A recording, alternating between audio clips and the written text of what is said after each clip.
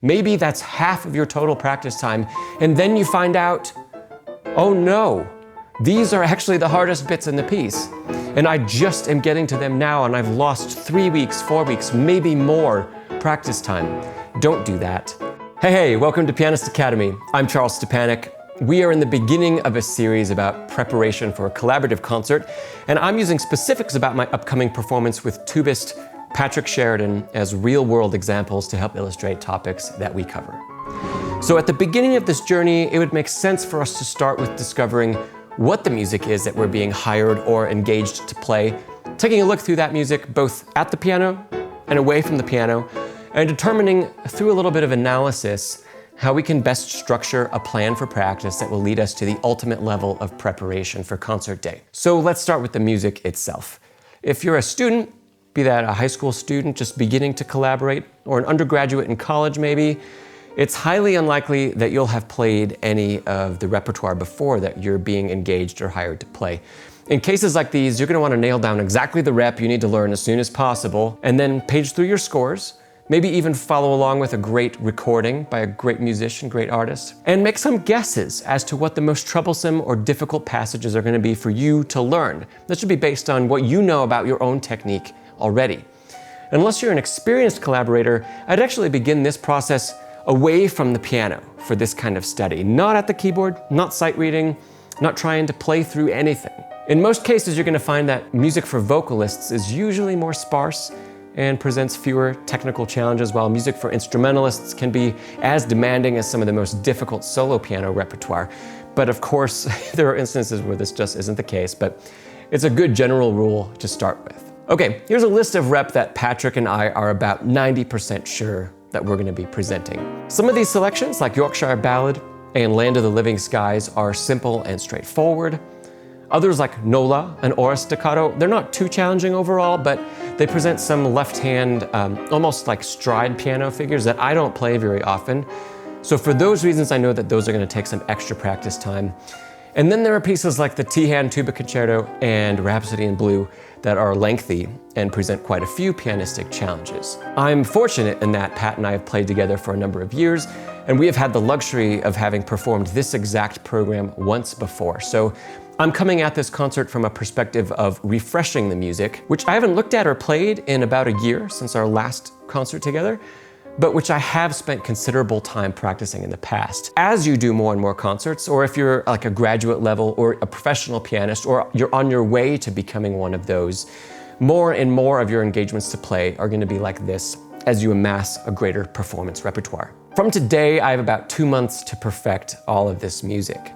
Now, if you're starting from scratch on some or all of your rep, you're going to want to get reading and marking up your score as soon as possible. On my own first day practicing, whether I have new rep I'm learning or older rep I'm refreshing, like in this case, I like to begin with what I would call a rather unfocused approach. I'll take 1 to 2 hours, sit and read through the entire program, not necessarily in concert order or anything like that, but really just to experiment, start to feel the music in my fingers. During this time, I'm going to make notes in the score. I'll make some mental notes about what's going better than expected and what isn't. And if possible, I'll also record the entire practice session so I can listen back later and continue to make notes. That could be as simply as doing it on your cell phone. So I've gone through just about all of this repertoire earlier today, and I videoed the entire time for you as well. So we're going to take a look at a few snippets right here in this video, but if you're interested in seeing the entire practice session uncut, raw, mistakes and all, there'll be a link in the upper corner and also in the description of this video within a few days of this posting. So here are some highlights from that first practice session.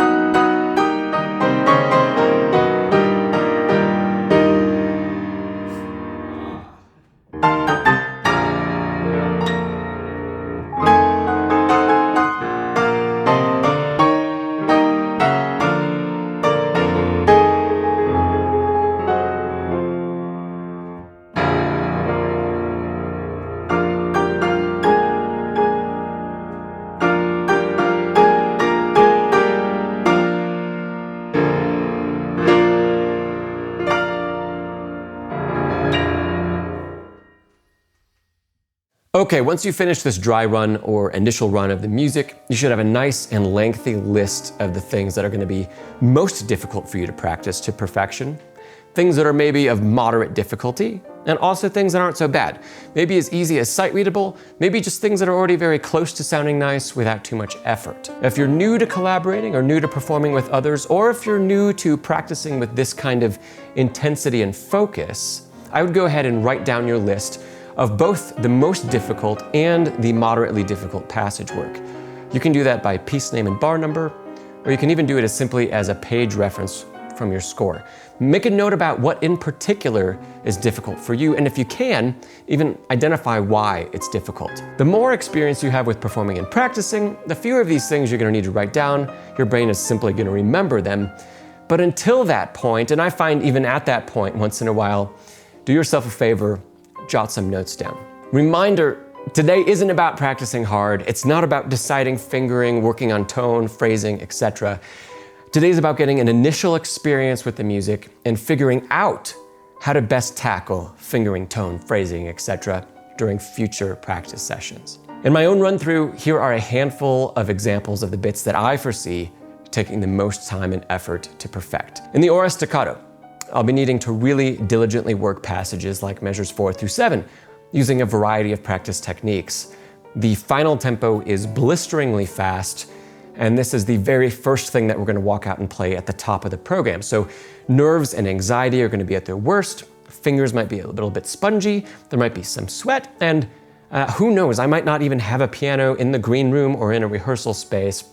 So my last time touching the keys might be from rehearsing on stage as long as 45 minutes to an hour prior to needing to play this in front of an audience. Okay, so there you go. There's a specific spot in the score and also a handful of reasons why this spot is important for me in particular. Here's another example, bar 78 through 85 of the third movement of the T-hand concerto.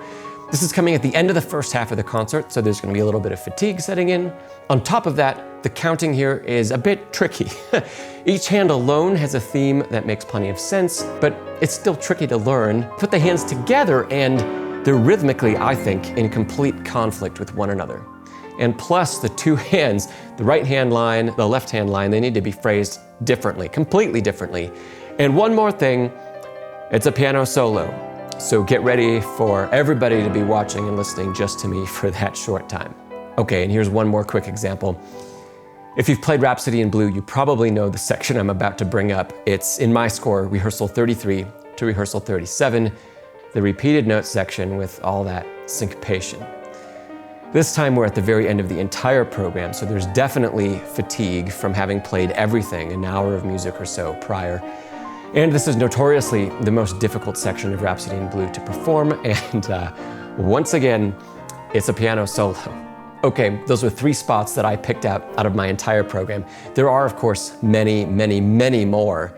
Here's a quick view of part of my list, and we know that beyond these spots, we still need to learn and work up the entire rest of the pieces, right? But we have accomplished something really great here. We have an exact plan of what we know we need to practice the most. And while you still have the luxury of some time before the actual gig, this is so important. You can now structure your practice time more efficiently, and you've given yourself the most number of days and practice sessions to get those tricky spots under your belt and in your fingers. A great example of not doing this is if you make the common mistake of starting by reading through your scores from the very top.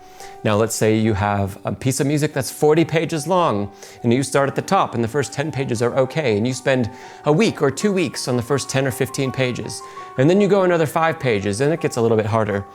And then you get to the climax of the piece that's maybe on page 30 or 35 of 40, and now you're 3 weeks into practicing for this concert. Maybe that's half of your total practice time, and then you find out, oh no, these are actually the hardest bits in the piece. And I just am getting to them now, and I've lost 3 weeks, 4 weeks, maybe more practice time. Don't do that. You can avoid doing all of that by just listening through all the music if you're not familiar, going ahead and doing this first read through everything and making these notes that we're talking about. Okay, that's it for today, but we have more coming up about practicing, including tips for setting up an efficient practice plan, and also a discussion of the pros and cons of using repetition in your practicing.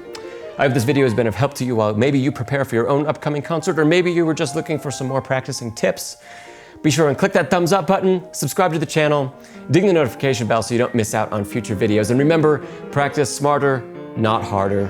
And I'll see you next time you visit Pianist Academy.